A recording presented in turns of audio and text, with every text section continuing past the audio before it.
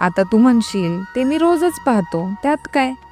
अरे, त्यातूनच आता तुझ्या मनातले प्रश्न सोडवतो बघ. हे जे तुझं कपाट आहे ते प्रचंड भरलेलं असेल ना, पण कधीतरी त्यातल्या नको असलेल्या गोष्टींचा विचार केला आहेस का? नाही.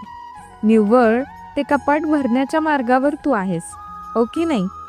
पण मग एक दिवस अशी गफलत होते की हवी असलेली गोष्ट आपल्याला सापडत नाही. त्यावेळेस ती शोधत असताना तू ते कपाट अजून अस्ताव्यस्त करतोस आणि मग तसाच पुढे निघून जातोस.